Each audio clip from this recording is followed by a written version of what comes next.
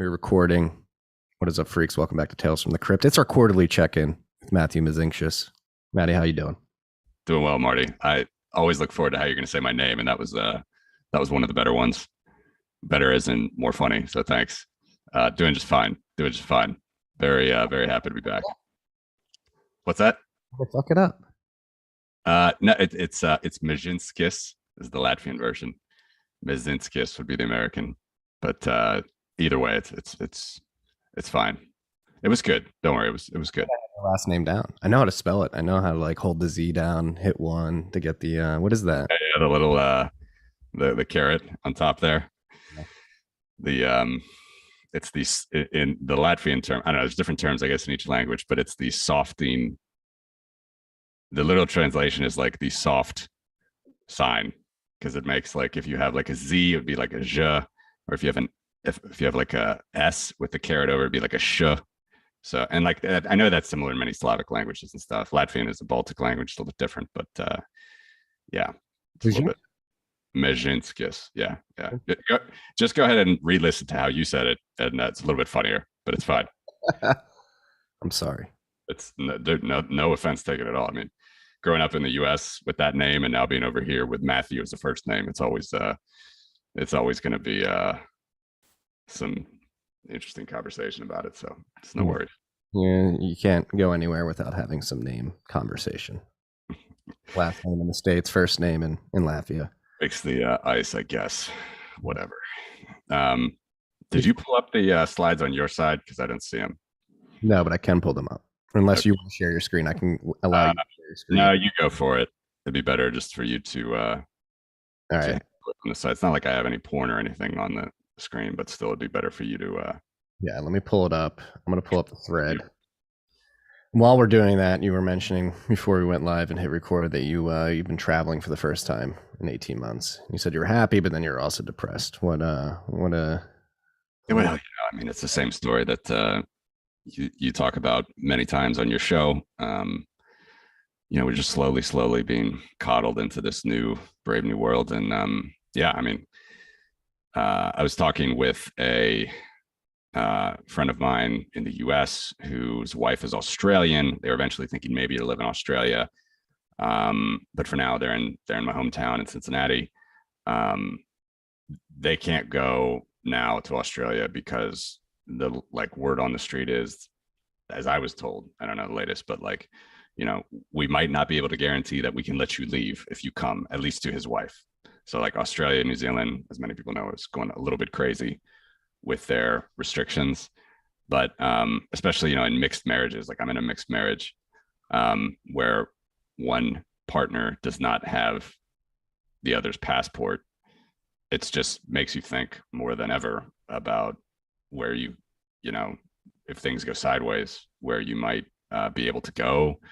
Of course, marriages make things easier, but regardless, do you have to be married to be able to fly a plane and take your spouse or significant other or loved one or child? I mean, it's just it's everybody knows, everybody's got their own opinion on all this stuff, but I was talking on his podcast as well recently. Like, he always says this thing about be a better person at the airport and stuff, and don't get up early and block people and try to like get out of the plane first. You're all going to get out at the same time roughly. And if you just look at the way people are so stressed in planes and airports and everything these days, I mean, it's just sad. And it's clearly the regulations, the controls, everything you need to do makes it even more sad.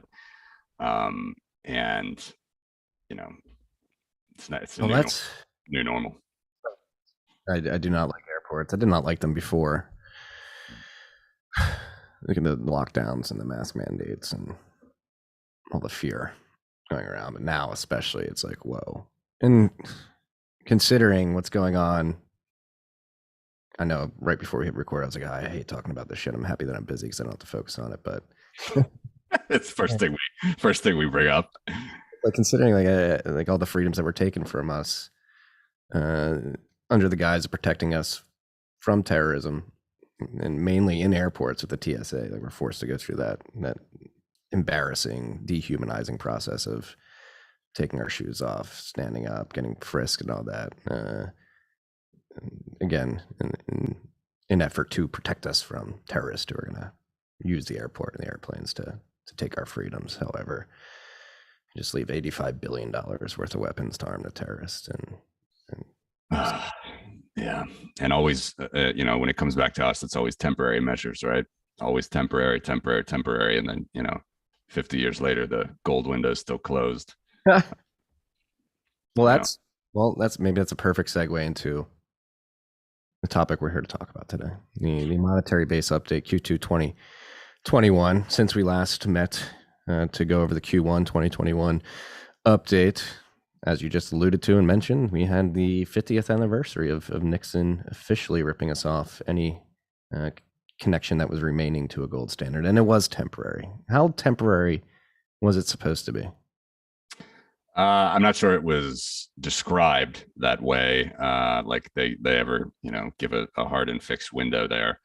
So I don't know the answer to that, but we had two interesting conversations. Fernando, my former co-host, is really blowing up his Portuguese based Brazilian YouTube channel these days.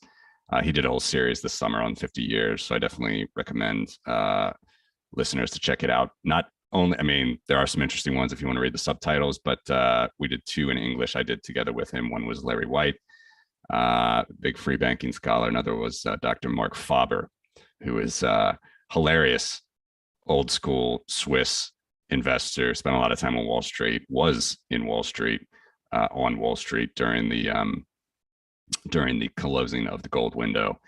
And it's incredible to think that it's been 50 years and you literally have probably more confusion than ever today when it comes to people's understanding of money. What is money? Some people think that gold still backs money. The disconnects are just probably as large today as they were then. And yeah, so anyway, those are interesting interviews if you want to check them out over on Fernando's YouTube channel.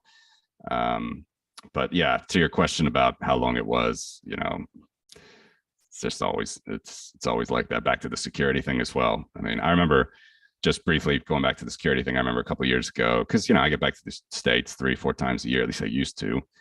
I remember very well, it was like springtime, summertime, lulls of travels, and then they were just gearing up for the summer, and then they just rolled out the those body scanners. We started the super groping. And now they have the dogs that walk across with you. Oh God, the dog's just like scaring children. It is dehumanizing. But anyway, we don't have to go back to that. But yeah, always in the name of temporary measures to help us and protect us that never go away. So it is something to keep in mind, both for our, like I said, it's more that I need to think about as a traveling expat, multinational person, multinational marriage, and people that think that they need another passport to get out, maybe, or if restrictions come so bad and you want to go somewhere in the Caribbean. Like I know a lot of people have thought about that these days. Yeah, probably more than ever, just really got to think about it more, plan more, and think about where you want to spend your time during certain seasons or whatnot, because it's hard to see that it's going to get better anytime soon there. But we'll jump into the monetary base stuff. But before I just have to repeat, like a story I've told on this podcast many times is, again, when I was working at the Managed Futures Fund in Chicago, our chief investment officer was a gentleman by the name of Dmitry, who immigrated to the United States from Russia in the 90s. And he had this just one comment to me when I was 22, 21, stuck with me for ever now, or at least 9-10 years since we had that portfolio meeting. He's like, he grew up in Soviet Russia and he really does not like communism. And he's looked at me scared shitless one Monday. We got on the subject of TSA somehow. And he was like, Marty, like the TSA, like ever since the Patriot Act, like what's going on here? It's turning into the Soviet Russia I ran away from. It's like, holy shit, man. Like what? Well, the communists used to make you take your shoes off. and all that stuff during interrogation. And, America is now the only place you have to take your shoes off at the airport. Ironically, it's just bizarre. Yeah, it's very Bizarre. What's going on in the world of base monies? Well, our favorite hobby horse over here at the Crypto Voices podcast couldn't find any place that was really presenting this information well, so decided to do that ourselves. It's been about 3 years actually since we started publishing this. Oh, Yeah, thank you, sir. But also, of course, we've had other guests. We've talked about this stuff all the way from our first guests about the real role of Bitcoin as ultimate settlement in Bitcoin's financial system. It's done in 10 minutes. What does that actually compare with in the fiat system? So that is a lot of people just misconstrue that. They call it, they compare Visa and Amex's 50,000 peak transactions per second as some sort of a global settlement. No, that's not what's happening, because, you didn't pay the credit card company from your bank account right at that point. Neither did the merchant receive money from Visa or MasterCard or Amex immediately at that point. There could be 30 days to months, depending on, when that credit card is paid off, for that money to settle. And even there, that is money that's literally credit. The only time it hits the money supply is when you pay your credit card off with your checking account, that would be part of the M1 money supply. They call it M1. So this thing is very, very like stretched out and takes a lot longer than people think when you talk about ultimate settlement in the current fiat financial system. People just forget this again and again and again. And it's a basic concept once you understand it, but just open up any Philistine financial press these days or any day, and you're still going to get the Bitcoin is slow and clunky argument. Bitcoin can only do 3 to 5 transactions per second argument. They have no idea that Bitcoin is comparing with central bank money or base monies of the past, like gold and silver, when you're talking about ultimate value and ultimate settlement. So that's the story. Here we've done it with the top 30 relatively floating currencies in the world, because peg currencies, just by the nature of I just said, there's actually these floating currencies are backing some of those peg currencies. So there's not even final settlement for a lot of those pegged currencies. And so there, I actually said in that in these this title cards, you got 30 currencies, 61 currencies actually directly use those 30 currencies. 52 other currencies are pegged or boarded to those 30 currencies. So you get about 94% of GDP in this exhibit, 78% of global population. And if you put it in US dollar equivalent, which is all we can do at this point because Bitcoin is not valued at $30 trillion. I'm sure it will get there. Yes, we can't really put this in BTC terms to make sense, but it does come out to $28.8 trillion. And if you go back about 2 years pre-COVID, say fall, winter 2019, moving into 2020, we were under 20 trillion. So that's about 50% increase in US dollar terms over 2 years. But we do have inflation we can talk about actually in the actual units, increases of euros, increases of yen, increases of yuan. The euro actually at the moment is the largest monetary base, about 6 trillion euros, about $7 trillion. The dollar itself is ranked number 2 at $6 trillion. And that's where we have it. So Bitcoin is still remaining about sixth globally, the sixth most valuable currency, money, I should say, the most valuable money in the world, behind the dollar, Chinese yuan. This is sort of in GDP order right there. So you have the US dollar at the bottom, Chinese yuan, European euro, Japanese yen, and formerly Great British pound. There's that lighter shade of blue, before you have the remaining 25 in purple. So that is the money supply. That is the printing press. That is global central bank money. This is what you need to be thinking about if you want to think about where Bitcoin can go, or the arena that Bitcoin's playing in, or what Bitcoin is doing, or how Bitcoin settles. This would be the arena that you should be thinking of. All the other stuff, credit cards, debit cards, checking accounts, Venmo, PayPal, Elon Musk, all that comes very, very, very, very, very distant second to this money supply. Yeah, and in the context of where we were Q1 2021 to where we are at the end of Q2 2021, what I found pretty interesting was the fact that Bitcoin held its own at number 6 in terms of base money, even with the price volatility in the Bitcoin world and the money printing going on alongside of it. So it seems like it's a mainstay in the top 10 and approaching the top 5. And again, I think the fact that it remains static at 6 from Q1 to Q2, considering again the money printing and the price volatility of Bitcoin, is a very bullish sign to me personally. I think that's just a very boring development in Bitcoin when you compare it to other base monies. Like, it is a base money that is competing with the biggest base monies in the world right now. Yeah, absolutely. Completely agree. And I think that unless some catastrophe happens in Bitcoin land, which none of us can foresee, I don't see that changing at all. We're already in, as you said, sort of this the top 10. We're in sort of the mid-major players. So if you want to rank them again in dollar terms, the pound is about at a $68,000 Bitcoin price that would match the Great British Pound. Sterling. The Swissy is Bitcoin passed for the first time this year ever. So that was a big one that Bitcoin passed for the first time this year.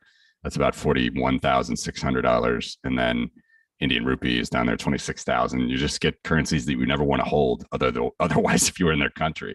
Like the Canadian dollar, the loonie, there's $16,000 Bitcoin. It's got to fall to $16,000 to match the Canadian. And that actually is they had a huge amount of inflation from COVID. Canada was even outside of the top 10 before COVID. It just ironically held its value in dollar terms when in the last 2 years. And the Russian ruble and South Korean won, those are like the largest floating currencies that you have. You do have a couple others that are kind of close. Every once in a while, they'll bounce in the top 10, but I'm not including this exhibit because, again, they're pegged like the Hong Kong dollar, the Danish kroner, but the Danish kroner, again, is like completely backed by euros. Hong Kong dollar is a currency board to the dollar. So eventually, my website will get those currencies compared with their economies and stuff, but that's not what we're doing at the moment. So these are just the floating currencies. So really all there is after these mid-major currencies is, as I said, it's just the dollar. It's massive Pareto distribution. You have the dollar, the yuan, the euro, and the yen, and even the euro. Really, the euro and the dollar are the only two currencies. Yes, we're speaking from the West and from our lens and point of view, but it's just you don't price too many goods, even in Asia, in British pounds. So maybe back in the days of British rule, you would have some better connection there. But really, it's just like the dollar and the euro are the two like global currencies where you could have people that want to hold. I think the Panama Papers, $30 trillion of value was in there. Those are the currencies that typically hold across borders. And now Bitcoin. So Bitcoin, it's another interesting one. If you go back to tweet 2, actually, this one I think might pique your interest with all your endeavors in the mining world, and just click on the chart there. Thank you for driving this. So I decided to add the global electricity consumption. Our good friends, at Cambridge, have their mid-range. It's basically like I put 100 terawatts. I think it's a little bit below 100 terawatts right now, but basically at 100 terawatt hours, over 22,000, 23,000 terawatt hours globally. It's very interesting that Bitcoin has accreted in value faster against traditional monies like silver. So non-industrial silver, it's passed last year for the first time. That's like silver, bullion, jewelry, ETFs, all that stuff. It's like 600-700 billion. So Bitcoin's now larger than that, 133% of that value. Gold's about 10 trillion. So Bitcoin, at 900 billion, or roughly, about 9.2% of gold. Then there's that global fiat number, which is about 29 trillion. We're at 3% there. And then it's interesting with all the fear mongering they have with electricity. at least on an annual security spend, as they say, Bitcoin is only 0.4% of all the electricity that's spent around the world. So I don't really know if that's bullish or bearish or what to say about that. I just think it's interesting that it's accreted faster against money than it has against what everybody says. You know, the latest fear mongering about Bitcoin is that obviously everybody knows it, but that's only 0.4%, roughly 0.5% of global electricity. Yeah, it seems like the criticisms are a bit overblown, if you will, considering the Just a bit. utility by the Bitcoin. I mean, we can go down the energy debate for hours, but it's something that will be overcome. But you're more than six. If you just look at it compared to global money, right? The global monetary base, we're talking roughly $29 trillion in US dollar equivalent. I mean, that's over 6x more than Bitcoin's pollution into the global energy consumption grid. And pollution is a bad word because I don't believe that it's polluting. Obviously, there's value. Everybody knows that there's value in what miners do. And it's all relative and net pollution. I think there's cases to be made, particularly. I mean, obviously, I'm biased to Great American Mining. I think we're a net. We reduce pollution, particularly fugitive methane emissions. So go on. Go for it, man. I'm totally with you. I mean, I was just using that word as a descriptor of an output, if you will. Yeah, but just to kind of flatter the Philistines again. I mean, it's not really, it's not. There's always positive value that's coming out of that, for sure. It's just, pollution it's such a relative term that I just think that it's way overblown, and it's amazing just right there to see that it's 6 times less than the global value compared to money. What it is, its net effect on electricity consumption. So, and again, it's not just straight up pollution. I mean, there's so much value and security and safety and wealth protection that's coming from that electricity spend. I mean, being too verbose on that, but yeah, pollution is obviously not the right word. No, but it's like, what the fuck happened in 1971? I'm not going to pull this chart up on the live stream, but I have it here on my other computer.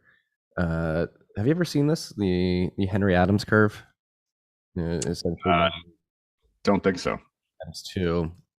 It attempts to basically predict out electricity production and consumption into the future. And as society grows, obviously you're going to hope that you're going to use more electricity because that means society is flourishing. And right around 1971, the Henry Adams curve just gets completely borked.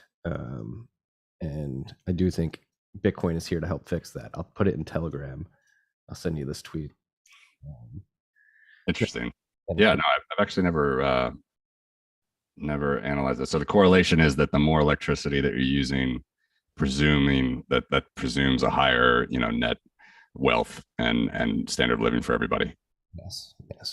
Yeah, which makes sense. Makes total sense. Right. This whole demonization of electricity. Yeah. It's anti-human at the end of the day. I would argue. A lot of that going around these days, no doubt. So this is a new addition to the report. What else sort of stuck out to you compared to Q1 2021 or quarters past throughout the history of you guys putting this out every quarter? Is there anything Q2 that shocked you? Anything that you think we should be paying attention to or looking into in more detail? No, I would go to 35 slide, tweet 35 slide there. That goes back to so I mentioned in dollar terms, if we're roughly at $29 trillion equivalent now, under 20 trillion 2 years ago, that's roughly a 50% bump in 2 years. But if you look at this slide, this is again in native terms for each currency, but you can still do a blended average of those if you look at, again, their US dollar weight in the basket. And that can change over time, right? Because China in this chart, China, the data on China only started in 2000, and in other countries, it came along the way. And only like 15 of the currencies started in 1970 in this exhibit, but still, that's just the best data that you have. So the weight. So, for example, the U.S. dollar is weighted at like 40% back there in 1970, whereas now it's closer to like 20% because you have other currencies, namely China is a big one that came on. But anyway, taking the actual inflation, and we talk about prices now or at some point, whenever you want, always everybody's favorite topic in Bitcoin land, especially after this nice Powell speech and whatnot. But this is so much higher than you would ever think or be taught or whatnot all through the decades. And it gets even more crazy as recent years have come to pass. 1999, that was a Y2K bug. So people were actually taking physical based money out of ATMs faster than central banks could keep up. So they really had to prime the pumps a lot there. And then when the quantitative easing experiments started in 2009, 2008, 2009, you see that happening there, where you're getting, those are annual. So the numbers that you're seeing on this slide are annual supply weighted growth. So that's the monetary, that's like the traditional, that's the Austrian economics definition of inflation. That's the actual unit growth, money growth of the actual money supply year on year. And you can blend that. You just need a common unit of account. So I'm using the dollar to do that. Maybe that will change over time. We can blend it in Satoshis or whatnot when we have more market penetration. But for now, it's fine to use the dollar. And it's just, it's so much higher than you were ever taught. It's interesting. They've tried to unwind it in 2018, 2019.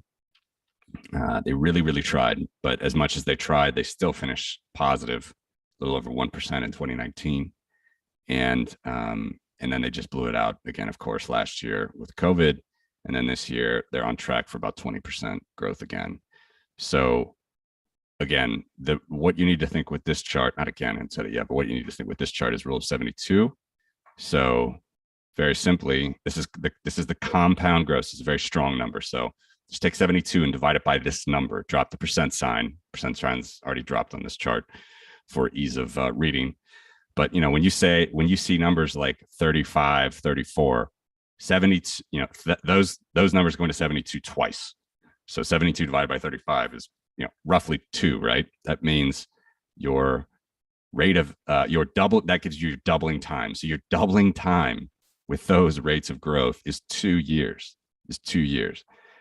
And I'm not saying that price inflation equals monetary inflation. I'm not saying that at all. But look, one of those is an arbitrary sort of voodoo mess. And I actually had a recent article from Bloomberg highlighted I wanted to mention with you. But anyway, when you talk about CPI, that's like just a voodoo sort of made up thing. This is at least real figures. This is actual supply. This is what you're talking about when you're talking about comparing Satoshis. 6.25 Bitcoin every 10 minutes. This is actual supply of these currency units. It's far larger than you would ever see, hear, or think about on the mainstream corporate press. It's far larger. And blended, that white line will blend it over the entire 50 years now that we've had, basically since the collapse of the gold window. That's close to 13% now, 13%. So 13% year on year, which is, 3 times higher. 6 times higher, I guess, than the targets that have been in place since the 80s and 90s from some of these banks. Bank of New Zealand, Federal Reserve Bank, European banks have always had different targets, but Bank of England, 2 to 3% they're targeting of inflation, as they say, but their actual money growth is much, much higher, blended close to 13%.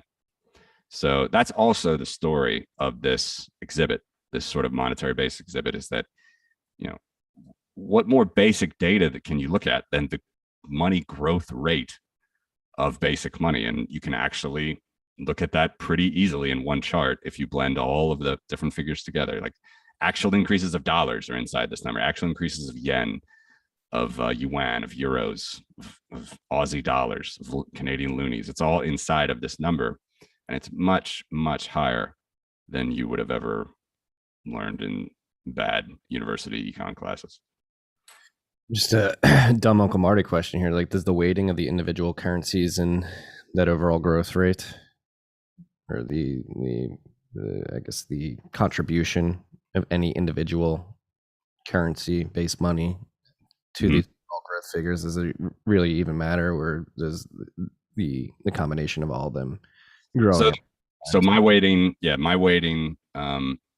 weighting is important, and it is true depending on your numeraire. And in my example here, the numeraire is the dollar. The dollar is, world's reserve currency, pretty much still. Bretton Woods was all set around the dollar, all that stuff. You pretty much have to use the dollar. Every central bank uses a dollar base rate on their website and publishes as dollars their first exchange rate. It is true that the exchange rate of the euro, the yen, the yuan to the dollar will affect the weighting of that currency. So as I mentioned, if you look back in like 1970, you're looking at a dollar's weighting of about 40%. 40%. There's a 40% of the movements of those currencies is 40%, but now it's only about 20%. If there were one currency that would kind of make this thing weird, it would be the Chinese yuan, because it's not a fully floating currency. It's been it's been more floating than fixed since 2005. You can look that up, but they just make up their numbers. They're a communist party. Everybody thought the Soviet Union had money until they didn't, and then it all collapsed. So that is a made up thing, no doubt. And if everybody knows they weren't transparent about COVID, you think they're going to be transparent about their monetary base? Definitely not. And maybe that's the case for many of these currencies. Who knows? But it's the best that we have. I mean, it is. I'm going to the source of each. I'm not finding this from like the IMF or anything. I'm going to each central bank's website to find this. So it's all I can do. And would I prefer that the yuan was like a more floating currency? It would probably make more sense. Yeah, but I mean, it has to be there. It's just a major store of wealth in the fiat world. So the yuan is now.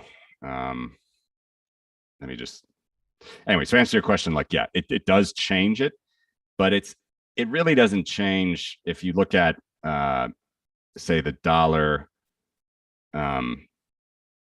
Let me answer the first question first about where the yuan is. 1 second, sorry. The yuan. If you want to pull up any charts. No, so it's about 17% of the pie right now. The Chinese yuan. Dollar is 21%. Sorry, I got to get better charts on my other computer look too, make this more smooth. Anyway. Yes, the weighting, that's how it's weighted. It's weighted by the monetary base of that particular currency at that particular period, but it morphs and changes over time. Like I'm not just like a lot of these CPI indices do. I'm not just weighting this and then forgetting it and like making it up based on my constituency or whatever. Like it morphs every single month. Whatever month that effective currency's dollar value is, that is the weight of the pie that you would accept its actual currency's growth into the blended average. So that's how this is done. So I think it's pretty rigorous, I guess, is the word to say how that's calculated.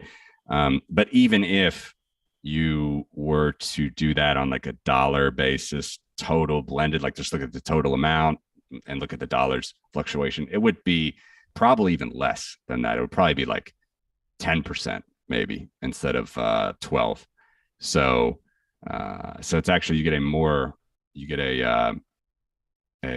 little bit higher figure, and in my opinion, a more accurate figure when you actually look at each currency's growth and then weight it that way.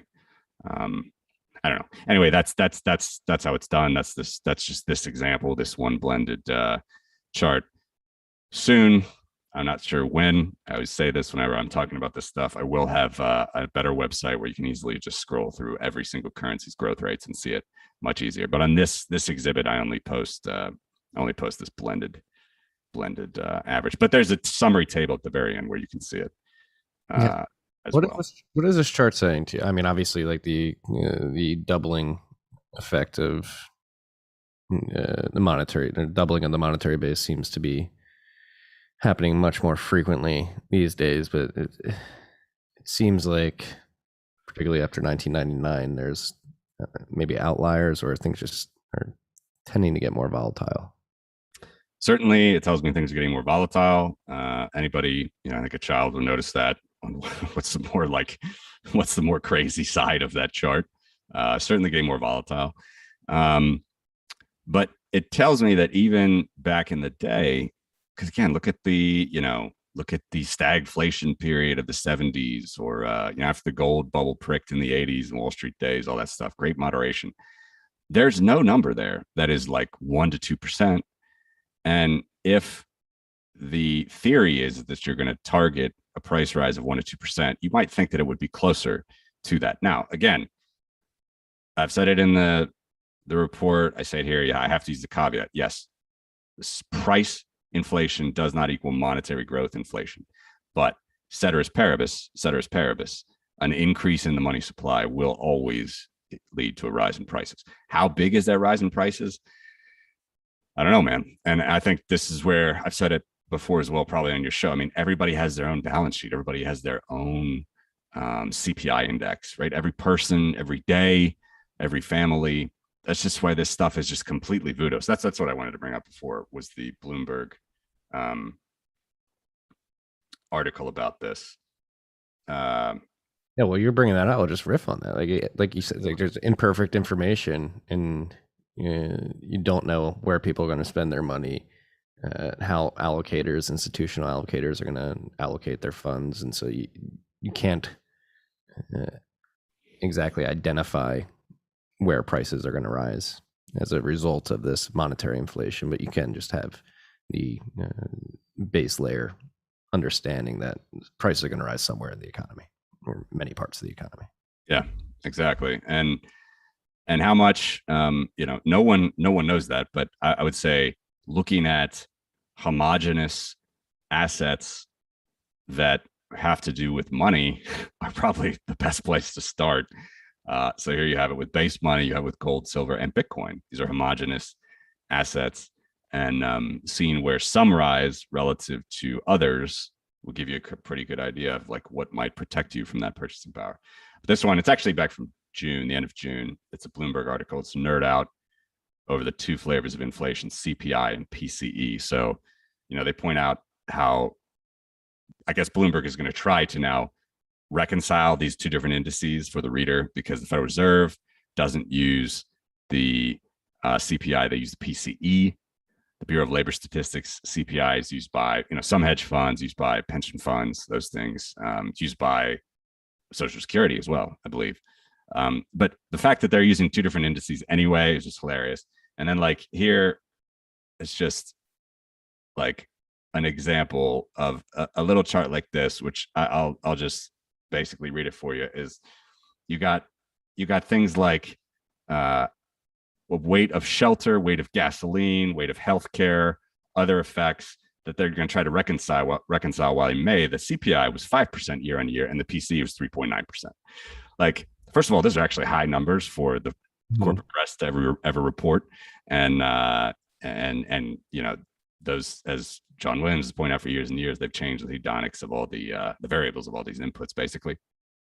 But it's just like, we could make 1,000, we could make 1,000,000 charts of this, of trying to do a little bar chart of, okay, why was this one 5, was 3.9? You and I can make up our own indices. There's better indices, which I think are more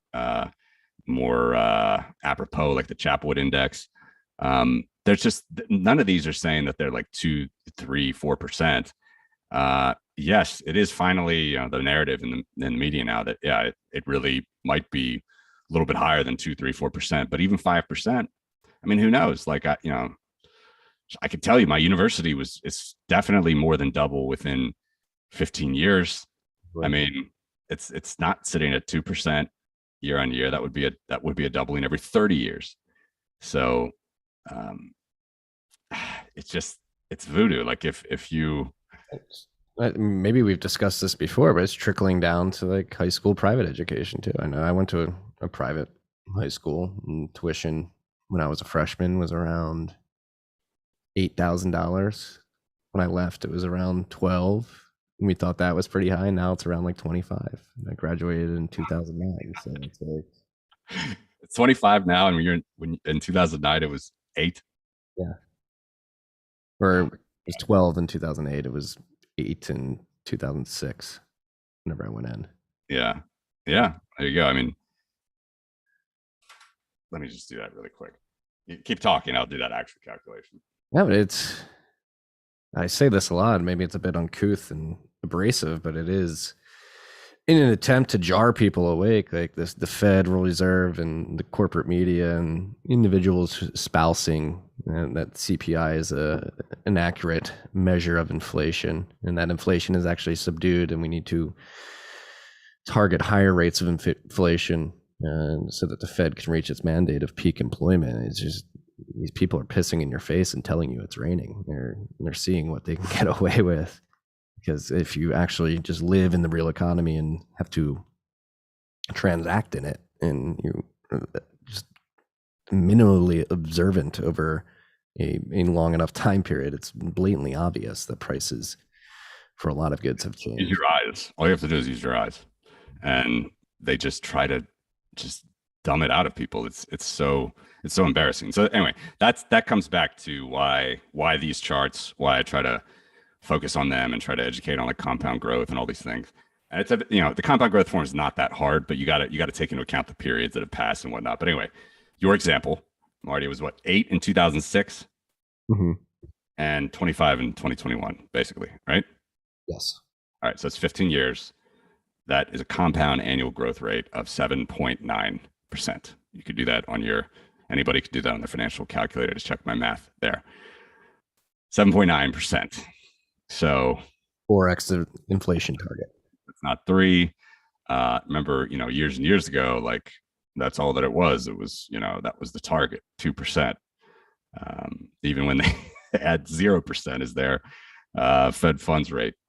And it's just laughs. I mean, it's just like it's just completely flies in the face of the mainstream dogma. So 8% grows a hell of a lot faster. That's it's going to double 4 times faster than something that is 2%. Yeah, and as obviously we talked about the volatility on the right side of this chart. Again, the volatility, would you argue, it has to increase from here due to the debt obligations that the Fed and the U.S. government have, and the need to service those, and they're not going to be able to do that. I wouldn't even say in a high interest rate environment, but just in an interest rate environment that is higher than it is now. Yeah, and I don't know. I like the recent Fed speeches, and well, I guess just one, since the Jackson Hole conference was canceled. But tapering is just around the corner, but don't expect it yet. And it's just this Fed speak just. Well, let's dive into this, because there's a couple things going on right now. And obviously, all the institutional investors are like, taper. It's time to taper. And how well versed are you on the inner workings of the repo market and what's going on there? Because obviously in September 2019, we had the spasm in the overnight repo markets, where over the course of that year, JP Morgan transitioned out of cash and into treasuries. And in that overnight market, JP Morgan would have typically provided liquidity, but they didn't have that cash liquidity anymore because they, again, transitioned into treasuries. And so the Fed needed to step in that time and provide liquidity to that market. And now it seems we're in a completely different scenario in which these reverse repo markets, where the banks have a shit ton of excess cash and nothing to do with it. So they put it in this overnight cash market that'll get them a little bit of yield. And it's an insane amount of money. It's the overnight reverse repo, has hit like 1.2 trillion, 1.3 trillion at some points in the last 3 months. And to me, as an ignorant observer watching this, that signals to me that there's just like so much cash. They've printed so much, and but the banks just don't know what to do with it, so they're just willing to put it in a money market, overnight money market fund to get yield instead of putting it somewhere else, like stocks or other types of assets. Yeah, yeah. The places to park cash, and if you are able to track pension funds, hedge funds, large banks, the inner workings of the repo market there. I haven't seen like a great indicator that can track that over time, but it it does seem strange to me that you'd have something like that happened in the fall of 2019. The repo market's going crazy, short-term interest rates spiking, and when at the same time in 2019 was, if you looked at this example of base money, so base money is comprised of actual physical cash and then reserves, which is basically when the Federal Reserve wants to put new money into the market, it buys treasury bonds from the banks. It doesn't buy them from the treasury, it buys them from the banks and the large pension funds, basically. So the fact that large banks at the time thought that, and so basically the reserves that banks hold right now, they're higher capitalized on a global, in the US, let's say at the US, at a systemic level. They have more reserves now per deposit and everything else than they've ever had. They have so much. So why, and they have that now, and they also had that in 2019. Why that sort of hiccup happened in the market, I don't know. It's really like short-term strange news stuff to me, and I don't exactly know. It's, I'd need to see some sort of better index would kind of track like why you have these major spikes in interest rates. But what I will say is probably 5%, sorry, not 5%, 5 banks in the United States control maybe 80 to 90% of the reserves. So when you see haywires like that happened in 2019 September, it has something to do with the liquidity of the 5 largest banks. It doesn't have really much to do with Main Street or mom and pops or the global or the real economy. Yes, those large banks feed into the real economy and they subsidize and fund a lot of companies, but it's very, very top heavy. That's the most that I know about the repo market that, like, I could say that maybe unique about it, because the system is capitalized, really. I mean, the system had it in 2019. It has now more reserves per deposit than it's had ever. So why banks need to be running towards the door in 2019 for those reserves, I'm just not sure. But it is strange that you have basically the top 5 banks controlling 80% plus of global reserves in the United States. And that acutely highlights the Cantillon effect, or the Cantillon effect, however. Yeah, I think it does. I think that makes the Cantillon effect a very very valid argument. Yeah, just gold would reach certain players in the market and cause inflation. So does it when big banks get to it first. They benefit first, and then we all suffer later. Yeah.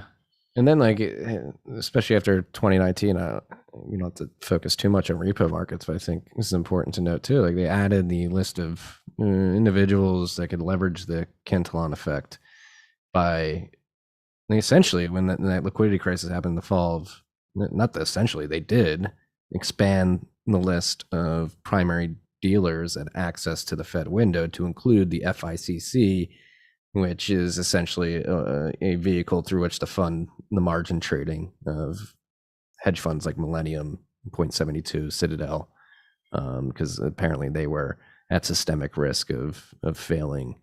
Yeah, that's true. It is strange, again, that you have so much liquidity on a systemic level, but you still have to keep adding these special purpose vehicles, these special facilities, these extra lines of credit, basically for for so many different entities. When again, systemically, like you have more reserves than you've ever had. So again, I obviously I'm with you, and I'm with most people that buy Bitcoin. Like I don't trust it. Saying that you have more reserves than you ever had is not like it's not a good thing. It's a supply and demand thing. But yeah, I wish there was a better signal to really track what was happening there with top banks and the repo markets and all the players. But I mean, other than the short-term interest rates themselves, and when you see them spike, I don't know. I'd be curious if any listener has a good indicator there to track a little bit better. I don't know if there's an indicator that I can point anybody to, but it just says to me like there's just so much notional leverage in the system. Like even if it is that well capitalized, like the leverage and derivatives exposure of these entities is to such an extent that even being more capitalized than ever is not enough, which highlights the volatility on the right side of the chart we're looking at. Like they have to continue pumping more and more liquidity into the markets to just keep. Yeah, and it's also interesting if you note that the 2019 annual growth, again, I'm not looking at this is not the dollar. The dollar still is probably roughly 20% of the pie of this number. But in 2019 there, the event we were talking about, just before this whole COVID nonsense, not nonsense, but drama, that was literally the lowest they had tried to globally expand the monetary base since the year 2000. And really one of the lowest in the whole modern era. Like they really were trying to unwind all of the stimulus those years, 2018, 2019. The Fed had been printing at that point since 2014, actually. Hadn't been printing, so they were just letting the purchases slowly roll off. And it still was a huge amount of reserves relative to the rest of the economy. But it's interesting that, yeah, you went from like almost 1% growth to, again, after the whole COVID situation, 35%. Just massive swings. And, they'll tell you that that's for flexibility and saving the economy, and it's all needed and whatnot. But I think a currency that can divide into 100 million units is probably a better way to track your wealth. Agreed. I would agree there. It's only going to get weirder from here, freaks. That's my prediction. I'm going to pull up these Safe one. compound. Yeah, I like, because we went over this last quarter, and I just think, again, we came to the conclusion, have touched on it during this conversation as well, that trying to measure inflation in this way over time, looking at doubling rates and compound annual growth rates, is probably more potent signal than just trying to find one index that works and go. Yeah. This is what we're looking at, right? Yeah. So this is one exhibit here that it's a bit more. It's not chart form, but it's more U.S. focused, and so then compound growth again. So monetary base in the year 2000 was like 600 billion. Now 6 trillion. That's 12.2% compound growth, or doubling every 6 years. So again, back to what our discussion of interest or of price inflation before, you might as well think that good annual good consumption, value added goods would have gone up by a similar amount. Well, no, it's only gone up by about 3.9% a year. So while money has gone up by 12.2% a year, GDP has only gone up by 3.9% a year in the last 21 years. So another way of saying that is it costs you $1 base money would have gotten you $17 of GDP in the year 2000. Now it only gets you $3.63. Broad unemployment was about this one. It's a bit more snapshotty, but 6.9% in the year 2000. Base money printed for 1% of unemployment was 87 billion then. Now $597 billion of base money per 1% of unemployment. So what's the growth rate on that? That's 10.1%. So compare that 10.1% with whatever you hear in the corporate press. It's a bit higher. Same thing with government debt. Same thing with gold. But again, gold, a lot of people use the gold price. That's the wrong lens of gold, in my opinion. It's just like Bitcoin. The right lens with Bitcoin is to look at Satoshis, the supply of Satoshis now versus the supply of Satoshis, 5 years ago. It's the same thing with gold. So still keeping it in dollar terms, it's about 10 trillion of gold now available, including jewelry. It's about 1 trillion of gold 20 years ago. That's a 12% compounded growth. S&P would have gotten you 8% with dividends, and then bonds gotten you only 4.7%. So the point is, all those other assets were growing, and not necessarily in good categories, right? Like government debt or gold. Everybody who hates gold, well, gold went up 12%. The whole gold, the supply of gold value in dollars went up 12%. And while GDP was only going up 3.9%, and theoretically inflation over probably 20 years, typically goes by your 2% target, as they say in central banks. Even though in recent years, yes, like very recent, corporate headlines, it's now like 4 or 5%. But that's not what they've said over the last 20 years. Yeah, and I think for anybody who's watching this on YouTube, I have my mouse over these two numbers right now. The gold cap growth between the year 2000 and Q2 2021, and the monetary base expansion, they're very similar. The monetary base expanded and compound annual growth rate at 12.2%, and then gold market cap at 12%. So that would allude or give credence to the fact that gold is still living up to the store value and has been historically. Yep. And it goes back to that same argument, ceteris paribus, just a growing money supply will lead to a rise in prices. So yeah, the gold price per ounce has gone up a lot since the year 2000. And if you look at the total gold value, which is what you're doing there, interestingly, it's about the same as the monetary base. And if you probably don't have to scroll back to it, sorry, I interrupted you earlier, but that was just about Bitcoin. So if you look at gold in its native ounces, right, or native units, which are ounces, I mean, they use tons, but I like to use ounces because, gold just a little bit higher. Go up to the Bitcoin one. This is fine too. But what I was just going to say about a little bit higher. There, that one. So that's Bitcoin now over its lifetime. And this is the same formula that I use for all the others. So I'm taking the monthly growth and compound it to annual, just because that's with my new website. I'll probably do different methodologies for that, but this works mostly the same. So in 2021 only, Bitcoin is actually right at, if not slightly under, the growth rate of gold, which is very interesting. So gold has traditionally, in its native units for about 200 years, actually closer to 300 years, been growing about 1.8%, and now Bitcoin is from the halvening, the recent halvening, and then also just the continued less Bitcoins for higher stock. You're getting very close to gold's annualized inflation rate. So it's about 1.7% this year in 2021, and fully, as a year-on-year basis, that will happen probably next year, where it will actually, on a year-on-year basis, be less than gold. And so this is another interesting one, just from Bitcoin as well. Like if you look at 2009, yeah, that's the way the protocol was. There was a massive annualized inflation rate. It was 2,800%.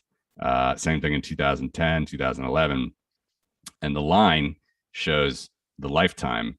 So it is true that if you looked at Bitcoin in 50 Bitcoins, you just took as a stock 50 Bitcoins on January 3rd, 2009, and then you took 18.8 million Bitcoins today, run that compound annual growth formula, it is true.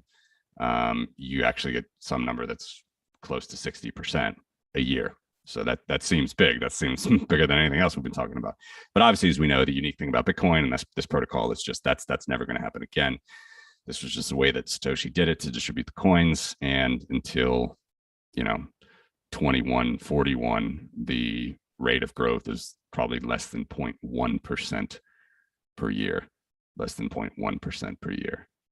from now until when the coins are fully issued. So it's just an interesting and different way. And no money's obviously worked like that, but it's different than even gold or silver. And we know that the supply is 21 million, and that's it. So it just another way to look at it. Yeah. When it comes to the supply distribution of Bitcoin, particularly, like I really like the like front loaded distribution, like getting half the coins out in the first 210,000 blocks, and then 75% out by block 420,000.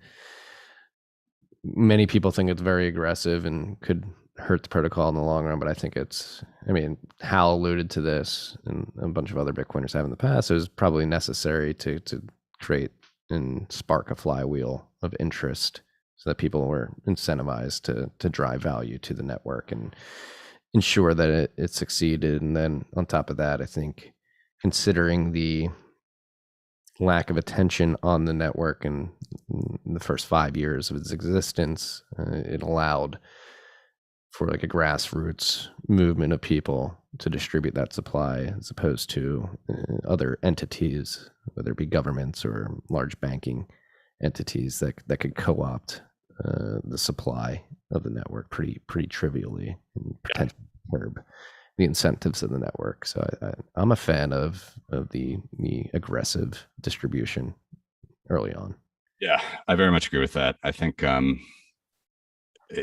obviously he never knew what could have been happening 12, 13 years on, but the fact that that it's got this much value and these many coins are out, and it can't necessarily be, massive buy orders can't be placed by any single government. It's a very, very interesting feature. Yeah, we do have whales, and Satoshi himself is a whale, and there's all those issues, and Coinbase is going to write about that as a potential risk in their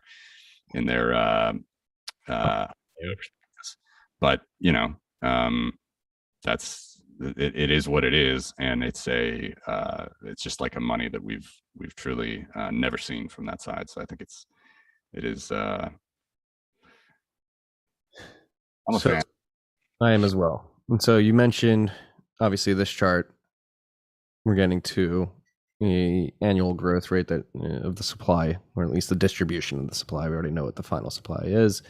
That is comparable with gold. Like, so what do you see as like in terms of comparing Bitcoin to other base monies as the next checkpoint or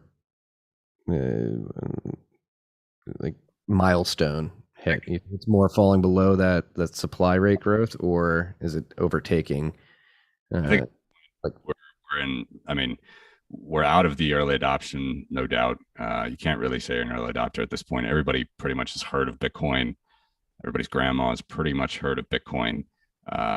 So we're at an interesting phase with mining security, where, as we saw with what happened in China this year, I mean, 40% plus of hash power is basically moved.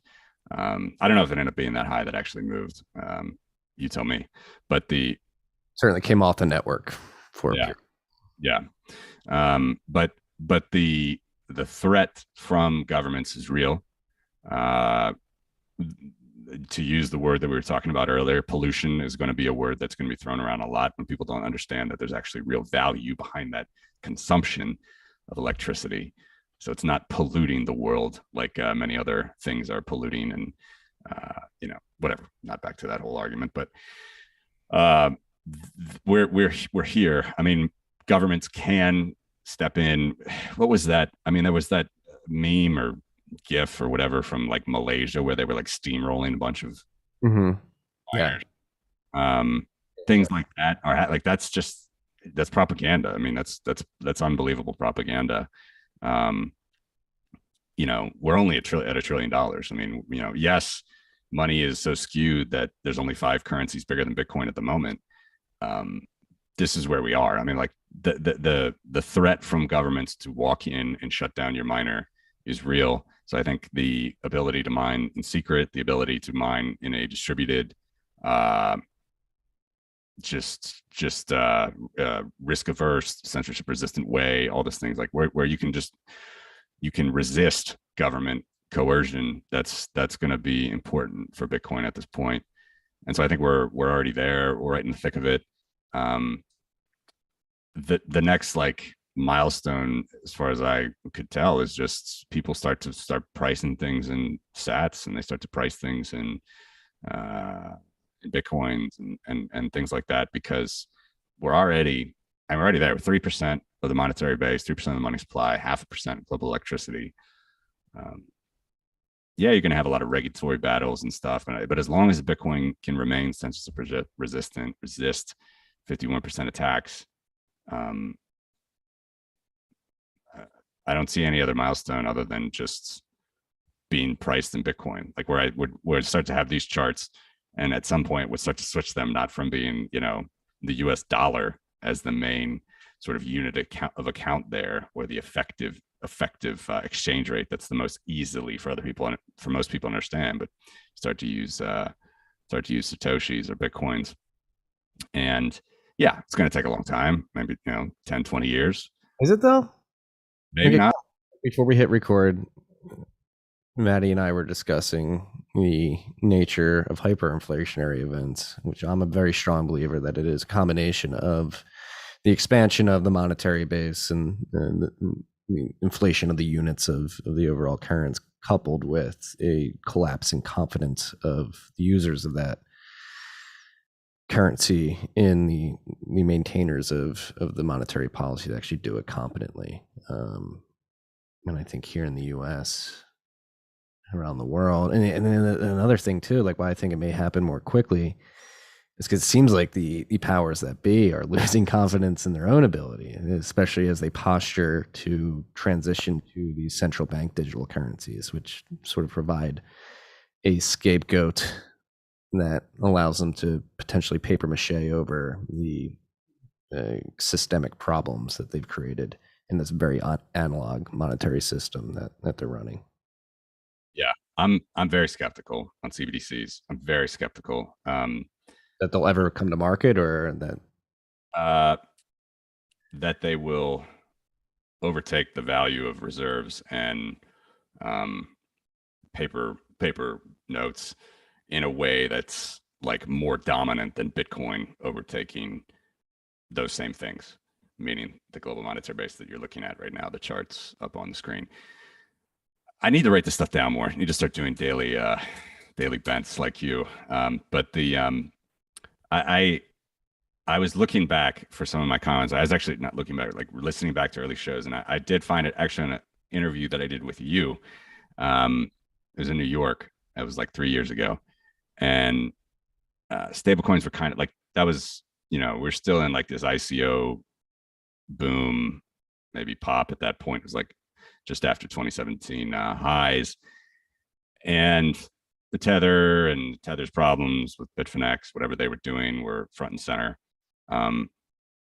But you had other players like Gemini was really touting their regulation of that, and as they always do, being properly regulated and all this stuff. You didn't have USDC then, but you had Maker was doing their thing and whatever. Like, this is free real estate. Like, people that have listened to my show, they know I've been talking about this more lately. It's not like I've made any money on this prediction or whatnot, or could make money. At least I know how. But I think it's much more likely in a world where the US dollar is still the relatively freest market compared to something like China or Russia. No one had confidence in the ruble or the yuan. You have the US dollar still the relatively most stable market. This is still in the most stable market. It's still the most reserved currency. And you have players that have taken risk, and they're totally doing like Ripple type stuff. I mean, the stablecoin is just, it's not really decentralized. I mean, you have these entities that are, just a couple entities running these distributed ledgers. But it is working. Things like USDT, USDC, they want, even the Gemini dollar, like they want these things to be seen appropriately in the eyes of regulators more and more. No CEO there wants to go to jail, and they're working, and the US dollar is the largest market. I really do think that stable coins will, it's 100 and probably 20 billion in total value in stable coins right now. I really do think that increases much faster than any CBDC. I mean, you got from like last year, I think the Bank of England had an official task force to get a CBDC out for their currency. But again, it's the pound. Like, yeah, I guess they need a better currency now with Brexit, but they need to hold more value, and they can't rely on the European Union as much. But it's just the dollar is that's the main network effect of currency around the world. Everybody knows that. It's not a secret. And stablecoins are doing well in this crypto space, for as weird as they are and not centralized or not purely distributed or whatever. They are doing well. So my point is, it's not a profitable venture to do a euro backed stablecoin or a yen backed stablecoin, because those currencies, all these other large currencies, have negative interest rates. So why would you do it? Why would you, trade? Why would you back this with assets that bear interest in that currency when you're getting negative interest rates? Yeah, you could try to hedge and swap the Bitcoin that you might receive while you issue those tokens, but that's a different thing than what the commercial paper and the treasuries and the bonds that Tether and USDC are using. They're using, US dollar denominated interest paying assets to fund their operations. And that's working. So that's working. But you literally, in the world we're in today, you can't do it with the euro. Maybe you can do it with like an algorithmic coin, and there's people that are talking about that, but you can't do it with a stable coin. So stable coins are out there. So the only other way is the CBDC. But who's going to want to, that CBDC at most is going to go alongside the reserves. It's going to go alongside the Bank of England says this as well. China might want to truly try to squash physical cash, and just, everybody knows that with, Tencent and WeChat, Alipay, all that stuff, they're trying to do that now. But the CBDC aspect of that at most is going to go alongside these other base monies that we're charting on this presentation. And I got to talk to someone who's like really working on these projects in depth. But who's to say that the security of a central bank board running a public facing ledger that's going to be on every citizen's phone, who's to say that's going to work? Who's to say that's going to really going to work? We haven't really seen it. Everybody talks about it, but the most you have is task forces. I think the US is the farthest away from doing a CBDC. So all that leaves is stable coins. My point is, I think you're gonna have stable coins, particularly if the US dollar variety, grow a lot faster. I'd love to see them pegged to, some Bitcoin sidechain or whatnot, but that's a whole nother can of wax. Bitcoin's still in, as long as you have the proper vision, that one Bitcoin is one Bitcoin, so that's fine. But in the short to midterm, I really see stable coins being a much bigger market share in like the global crypto market than CBDCs. Yeah, a number of things there. I agree.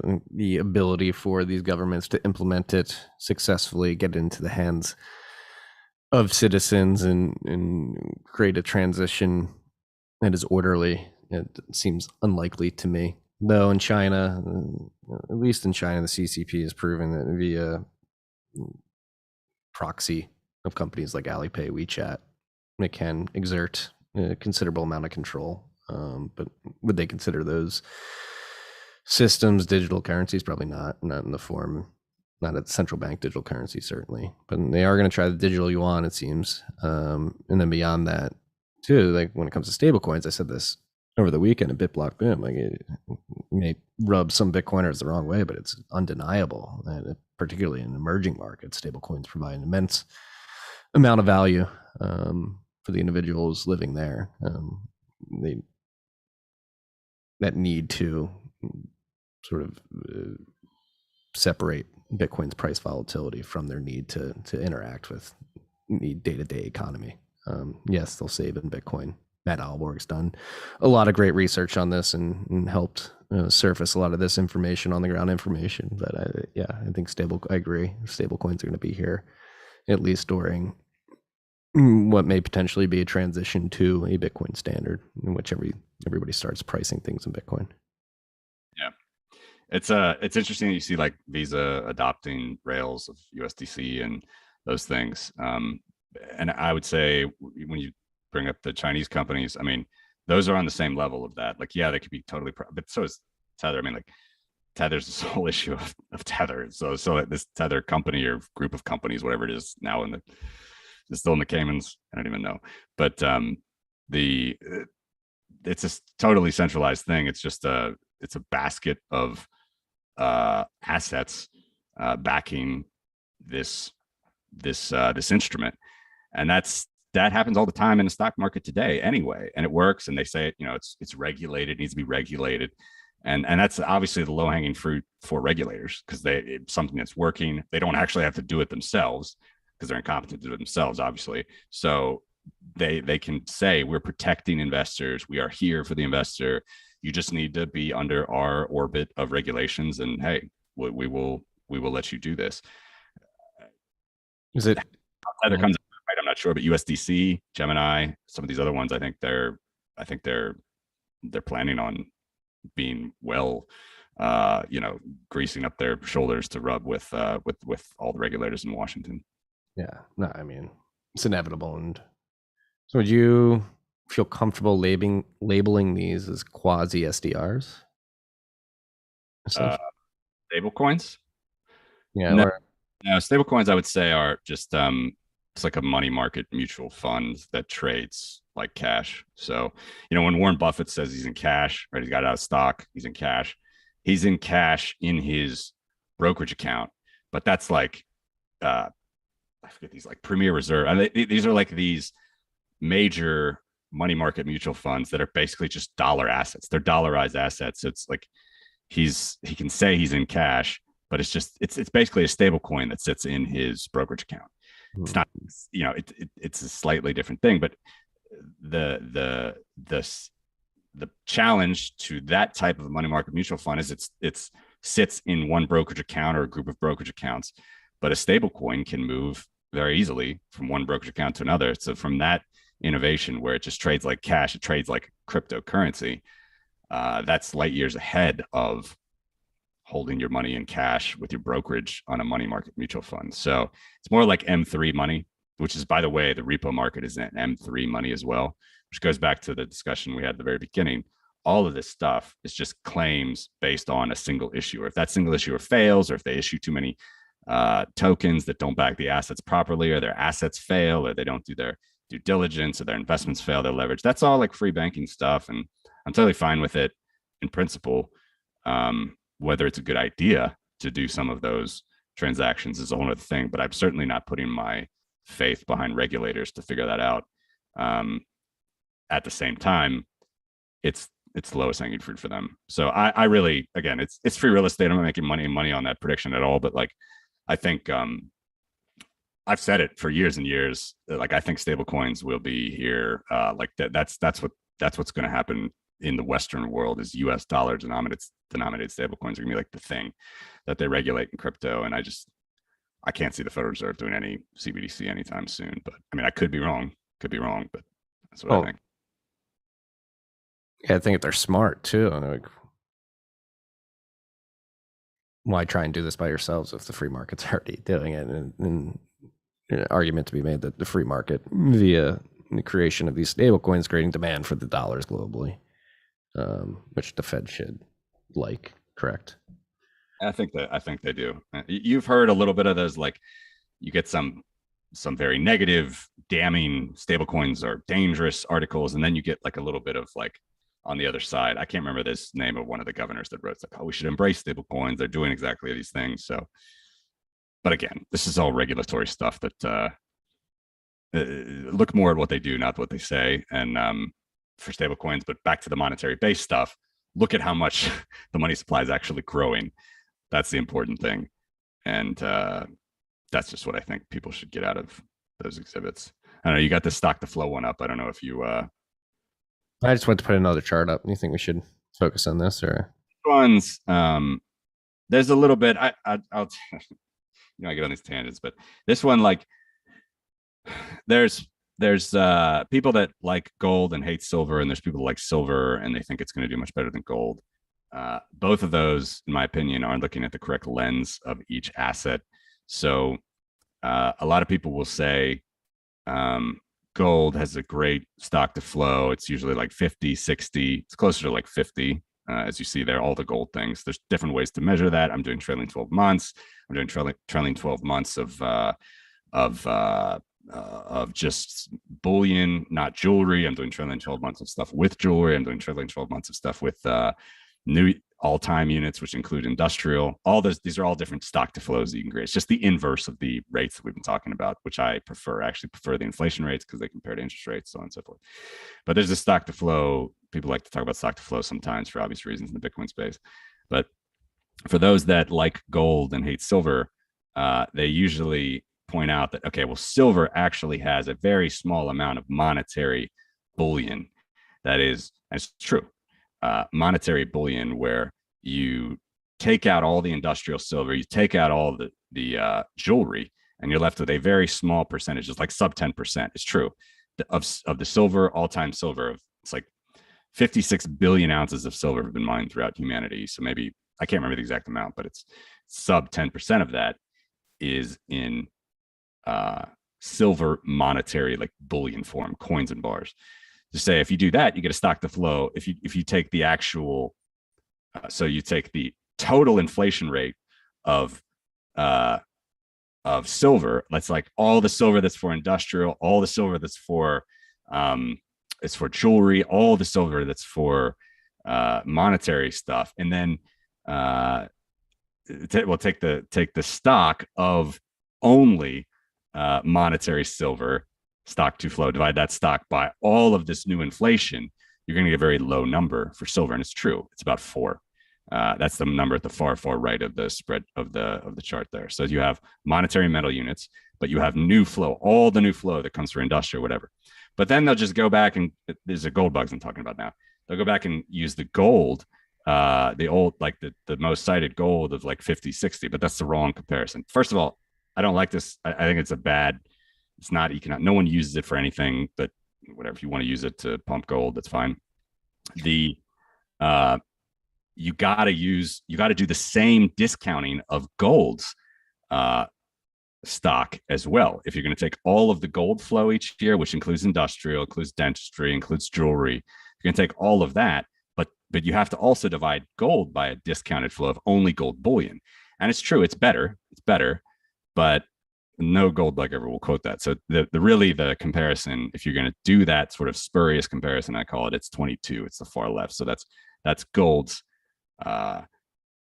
just monetary metal stock divided by all new flow, compared to silver's just monetary metal stock divided by all of its flow. So anyway, the point is, gold bugs need to take heed and use that number, not the other ones, when they compare that 4 for silver to make, because they're trying to make gold look so much better.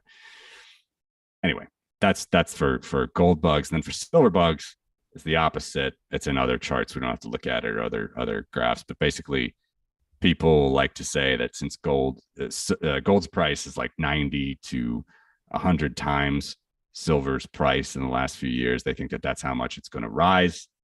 But of course, if you looked at the old ratios of 16 to 1, 15 to 1, 12 to 1, we're actually at that right now. You're just not using the correct metric. You don't look at the price. You look at the price in a market cap form. You look at the price in a total value. And so in that case, silver would actually have to fall slightly to reach its historical ratio of about 16 to 1. So that's one where I'm trying to tamper the gold bugs a little bit and tamper the silver bugs a little bit. Both of them usually make kind of spurious comparisons among each other's sort of stock and flow, but it's a lot of stock and flows. You can do many different definitions of stock and flow.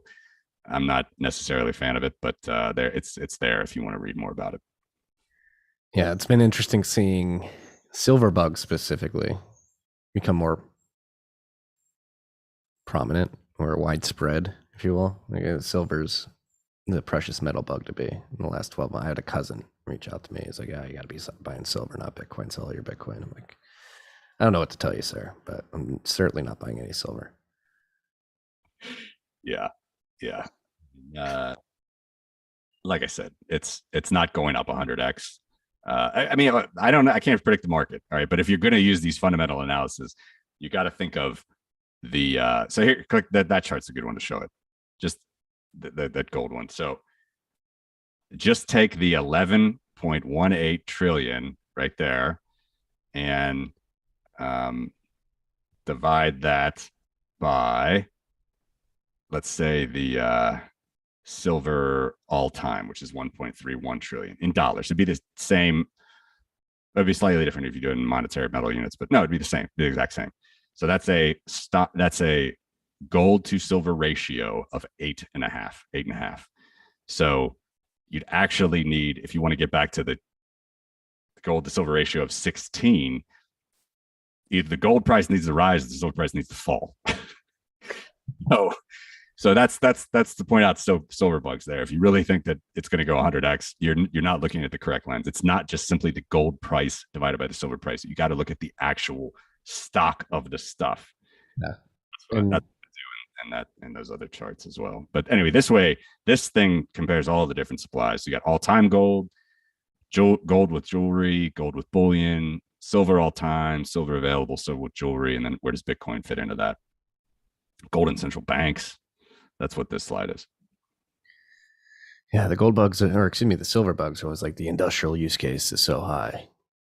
And there's only going to be more demand with like Tesla and all these batteries. And it's like, maybe. I wouldn't put any of my stock, so to speak, behind Tesla, but that's, yeah, we've done that before. He's got a government monopoly. So that's, it's why he's doing all right, making his money from those government subsidies. Yeah. How long will that last? I'm not so sure, freaks. I'm not so sure. Of course, I've been wrong for now. So what do we know? Yeah, do we know anything really? We just like, yeah. Hey, at least we can put out some good charts and, talk about why Bitcoin's a good bull case. Yeah. Again, I think I love that you do these updates. And I think years from now, we'll look back in posterity and be very thankful that you were documenting all this in real time. I'm not sure so many will say that, but yeah, it's nice to. I think it's just nice to use the correct lens of the actual supply that's going to compare to these 21 million Bitcoin. And this stuff, now that it's built out, we can keep updating it and tightening it up. So hopefully, it will help for future analysis as well for people that want to protect their wealth or look at Bitcoin. But here you see on this chart as well, like how Bitcoin, which this happened just this year. I mean, at $35,000 Bitcoin, you get to these are rough estimates. I have many sources that I do to come up with these gold and silver numbers. No one knows for sure. It's not like a blockchain, but you're roughly at 2/3 of a trillion in available silver. That is jewelry plus bullion, jewelry plus coins and bars.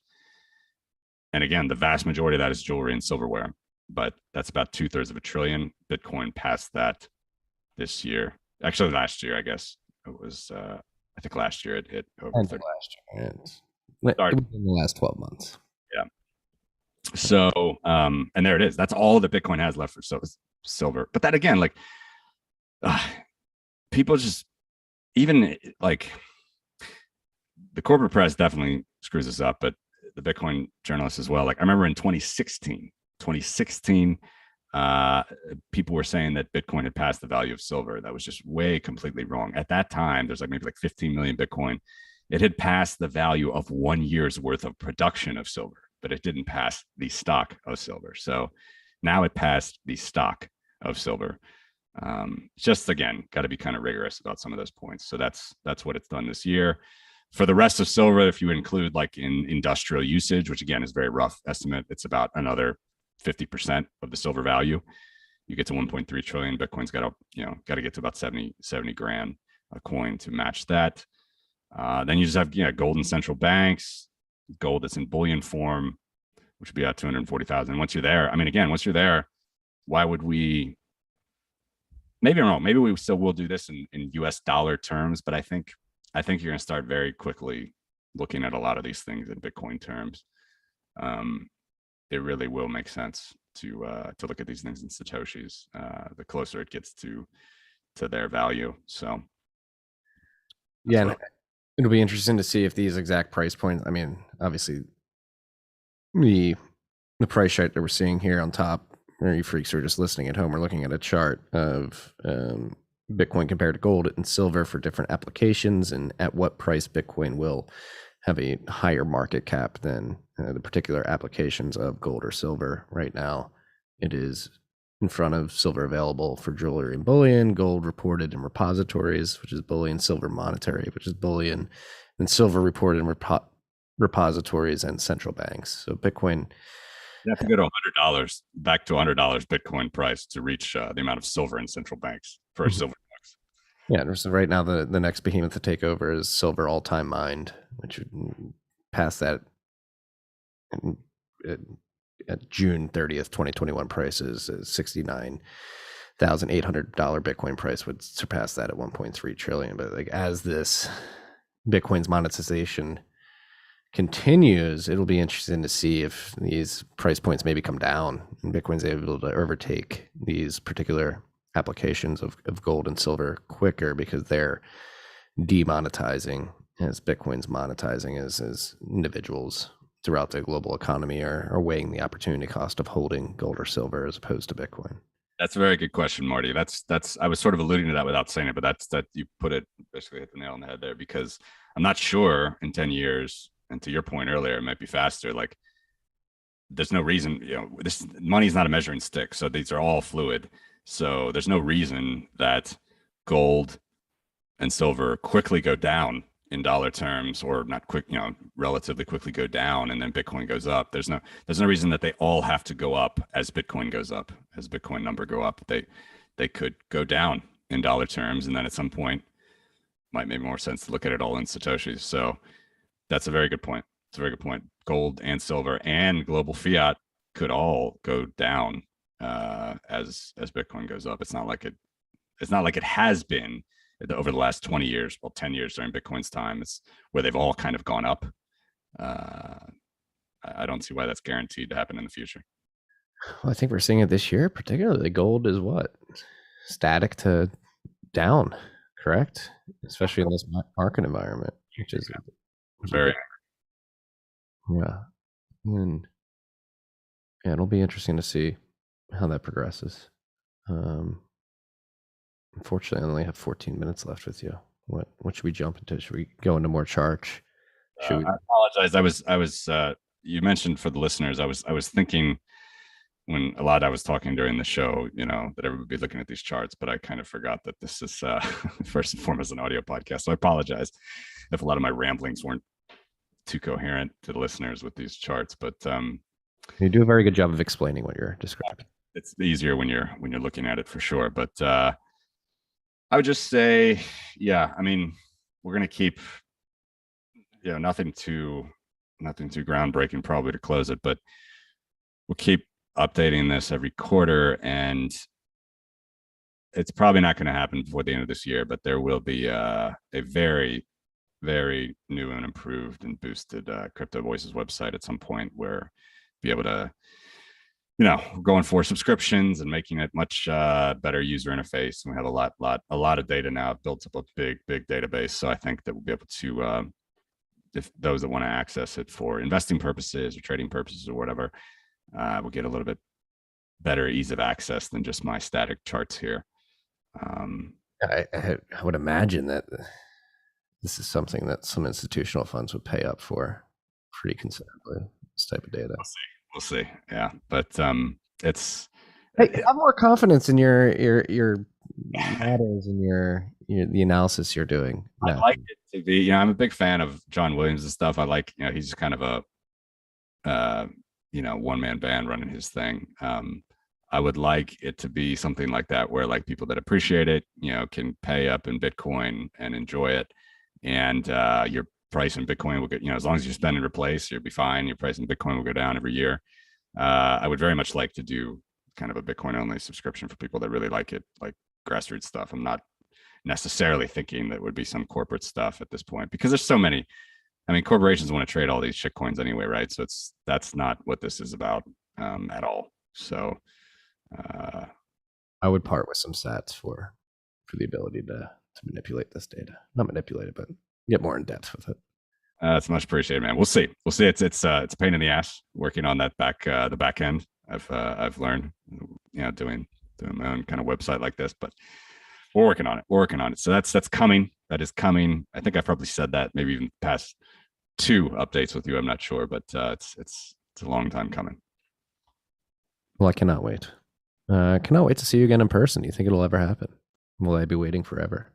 Do you think we get beyond this increasingly dystopian world in which people are tagged and herded into their pods? You think we're at a breaking point at all? You think people are starting to wake up? I haven't bought my VR goggles yet. I don't plan on it. So let's just keep those beers in mind, and just focus toward that goal. That's all I can say. We'll get there. We will get there. Keep the faith, and stack sats and do all the rest that you guys claim, and we'll get there. The human spirit shall prevail. Freedom shall reign supreme at the end of the day. It may be dark right now in some aspects of life. Bitcoin obviously provides a lot of optimism and reason to be hopeful for a better future. It does, man.